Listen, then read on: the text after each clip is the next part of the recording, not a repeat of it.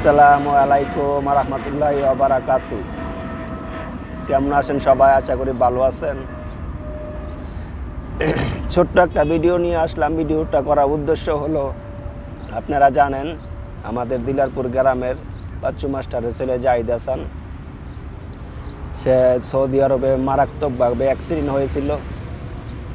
তো সেখানে চিকিৎসাধীন অবস্থায় ছিল প্রায় অনেক দিন। কিছুটা ভালো হওয়ার পরে বাংলাদেশে প্রেরণ করে।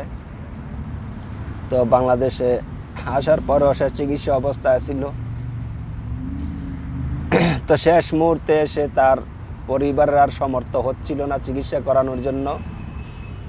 এই জন্য সে তার বন্ধু বান্ধব, আত্মীয় স্বজন, পাড়া মহল্লা, ইউনিয়নবাসী যাই বলেন, সবার কাছে সহযোগিতা চেয়েছিল।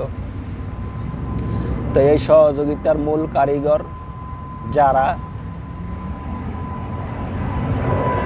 তাদের প্রতি চিরকৃতজ্ঞতা যাপন করছি এবং দোয়া ও ভালোবাসা রইল আপনাদের প্রতি।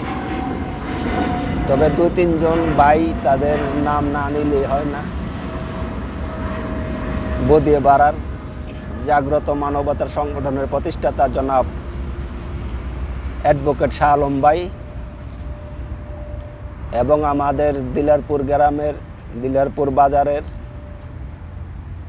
পানাই পেশনের প্রতিষ্ঠাতা জনাব বাসেত পানাই, আপনাদের সহযোগিতায়, আপনাদের এই কষ্টে এবং আপনাদের সাথে আরও কয়েকজন ভাই আছে, তারা দিন রাত পরিশ্রম করেছে এই জাহিদ হাসানের জন্য।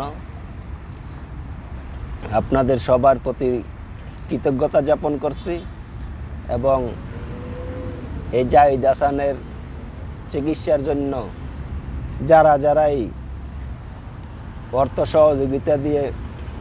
সহযোগিতা করেছেন, তাদের প্রতি চিরকৃতজ্ঞ এবং সবার কাছে দোয়া চাই জাহিদ হাসান যেন অতি তাড়াতাড়ি সুস্থ হয়ে আমাদের মাঝে আবার ফিরে আসে। তো একজন মানুষের কথা না বললে হয় না, তার হয়ে আমি দোয়া চাই সবার প্রতি। সে হলো আমাদের করিমপুর ইউনিয়ন, করিমপুর গ্রামের BM আলামিন ভাই। সে একজন ইতালি প্রবাসী। তো আলামিন ভাই অনেকদিন আমার সাথে ছিল, আমরা একসাথে ছিলাম, এক রুমে ছিলাম দুবাইতে। দুবাই থেকে সে ইতালি যায়। তো ইতালি যাওয়ার পথে একমাত্র আমি তাকে বিদায় জানাই। তো ইতালিতে আলামিন ভাই গেছে প্রায় 1 বছর হয়, কিন্তু দুবাই থেকে সে রওনা দিয়েছে 2 বছর আগে। তো আপনারা বেশ কম সবাই জানেন, ইউরোপে বাই পথে যেতে গেলে কতটা কষ্টসাধ্য। তো আলামিন ভাইয়ের ব্যাপারে মনে করেন, আলামিন ভাইয়ের বেলায় অনেকটাই কষ্ট হয়েছে। তার কষ্ট দিয়ে যদি ফিল্ম বানানো হয়, 2-3টা ফিল্ম বানানো যাবে আশা করি। তো তার বাপ মার দোয়া ছিল, আত্মীয় স্বজনের দোয়া ছিল। সে একজন ভালো মনের মানুষ।